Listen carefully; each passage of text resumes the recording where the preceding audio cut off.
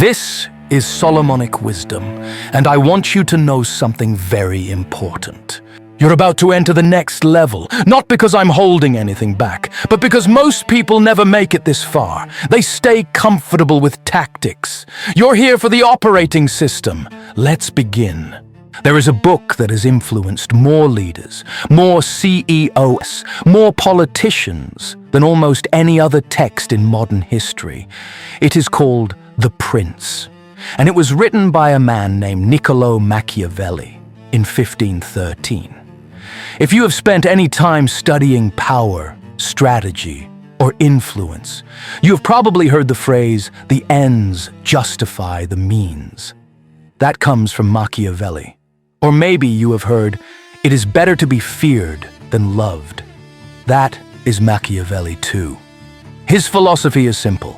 Power is taken, not given. Morality is a weakness. Fear is more reliable than loyalty. And if you want to stay in control, you must be willing to deceive, manipulate, and eliminate threats before they eliminate you. And here is the uncomfortable truth. A lot of that works. In the short term, Machiavellian tactics absolutely work. But here is what history proves. Every leader who followed Machiavelli's playbook eventually collapsed. Their kingdoms crumbled, their alliances fractured, their legacies became cautionary tales. Meanwhile, there is another framework, one that is older, one that has been tested for 3,000 years, one that does not just teach you how to seize power, but how to keep it, how to build something that lasts beyond your lifetime. That framework is Solomonic Wisdom. And today, I am going to show you exactly what Machiavelli got wrong and what Solomon got right. Stay until the end, because the final principle I am going to give you is the one that changes everything. It is the reason some empires last centuries while others barely survive a generation. Let's begin. Machiavelli wrote The Prince as a manual for rulers. He was living in Renaissance Italy, a time of constant war, betrayal, and political chaos. City-states were rising and falling. Alliances shifted overnight. Trust was a liability. So Machiavelli observed the leaders who survived, and he distilled their tactics into a philosophy. And that philosophy can be summarized in 3 core principles. First, power is about control. You control through fear, through unpredictability, through making people dependent on you. Love is unreliable. Fear is constant. Second, morality is a tool, not a guide. If honesty serves you, be honest. If deception serves you, deceive. The goal is to win. Ethics are secondary. Third, eliminate threats preemptively. Do not wait for your enemies to move. Strike first. Be ruthless. Hesitation is weakness. And again, this works. In the short term, this absolutely works. If you are trying to seize control of a company, a political office, or even a social circle, Machiavellian tactics will get you there faster than almost anything else. You will dominate. You will command attention. You will eliminate opposition. But here is the question nobody asks. What happens after you win? Let me tell you what happens. You become isolated. Because when you build power on fear, you can never trust anyone. Every ally is a potential betrayer. Every subordinate is a threat waiting for an opening. You spend all your energy maintaining control instead of building anything meaningful. You also become exhausted. Manipulation requires constant performance. You have to stay 10 steps ahead. You have to manage perceptions. You have to remember every lie you told and to whom. It is a full-time job just maintaining the illusion. And eventually, you make a mistake. You trust the wrong person. You miscalculate. You push too hard. And the entire structure collapses. History is full of Machiavellian leaders who rose fast and fell faster. They seized power brilliantly, but they could not keep it, because fear-based power has an expiration date. Now let me show you the alternative. 3,000 years before Machiavelli, there was a king named Solomon. And Solomon understood something Machiavelli never grasped. Power is not about control.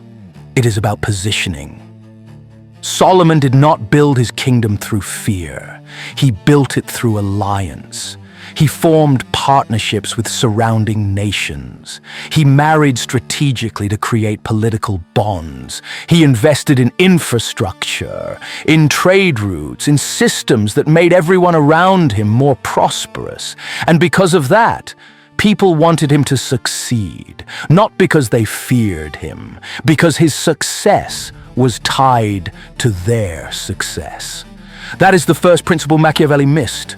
Real power is not taken. It is built. And it is built by creating systems where everyone wins when you win. Let me give you a modern example. There are two types of CEOs. The Machiavellian CEO rules through fear. Firings are public. Criticism is harsh. Loyalty is demanded. And for a while it works. The company moves fast. People fall in line. But the moment that CEO leaves, or the moment the company hits a crisis, everything falls apart. Because nobody was actually loyal. They were just afraid. Then there is the Solomonic CEO. This leader builds systems where success is shared. Employees are invested in the mission. They have equity, autonomy, purpose. And when that leader steps down, the company keeps growing because the foundation was solid. That is the difference. Machiavelli teaches you how to seize. Solomon teaches you how to sustain. Here is the second principle Machiavelli got wrong. He believed morality was optional, a tool you use when convenient and discard when it is not. Solomon understood morality differently, not as a weakness, but as a strategic advantage. Because here is what happens when you operate without moral consistency. People stop trusting you. And when people stop trusting you, every interaction becomes a negotiation. Every deal requires lawyers. Every partnership requires oversight. You cannot move fast because nobody believes your word. But when you operate with integrity, when your word actually means something, you create a different kind of power. You create trust. And trust is the most valuable currency in any relationship, any business, any society. Let me be clear. This is not about being nice. This is not about morality for morality's sake. This is about recognizing that long-term power requires trust, and trust requires consistency. Machiavelli says, lie when it serves you. Solomon says, keep your word even when it costs you. Because the cost of breaking your word is always higher in the long run. And here is the third principle. This is the one that makes all the difference. Machiavelli says, eliminate threats preemptively. Strike first. Be ruthless. Solomon says, turn enemies into allies. Think about that for a moment. Machiavelli's world is full of enemies. Everyone is a potential threat. You are constantly defending, constantly attacking, constantly managing hostility.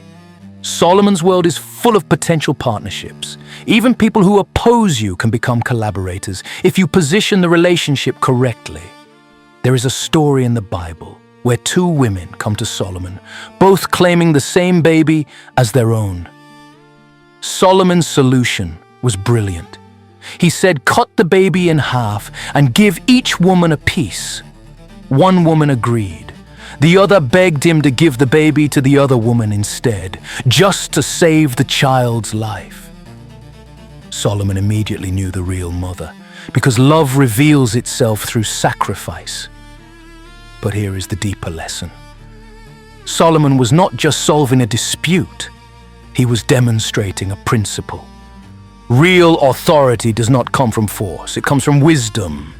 And wisdom reveals truth in ways that force never can.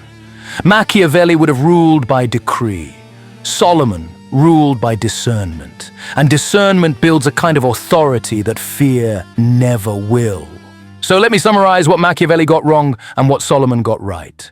Machiavelli teaches control. Solomon teaches positioning. Machiavelli teaches fear. Solomon teaches alliance. Machiavelli teaches ruthlessness. Solomon teaches discernment. And here is the proof. The leaders who followed Machiavelli built kingdoms that lasted a generation. Solomon's wisdom has lasted 3 millennia. It has been tested across every culture, every empire, every era of human history. And it still works.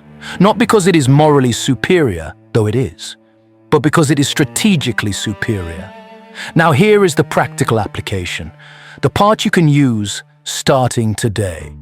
If you are trying to build influence, stop asking how you can control people. Start asking how you can create value for them. Because influence built on value lasts. Influence built on fear evaporates the moment you lose leverage. If you are trying to build a career, a business, or a reputation, stop thinking in terms of wins and losses. Start thinking in terms of alliances. Who can you elevate? Who can you partner with? Who benefits when you succeed? If you are navigating conflict, stop trying to eliminate your enemies. Start asking how you can turn opposition into collaboration, because every enemy you eliminate is a potential ally you wasted. This is not idealism. This is strategy. This is what actually works when the dust settles. And here is the part I promised you at the beginning, the principle that changes everything. Machiavelli optimized for the short term. Solomon optimized for the long term.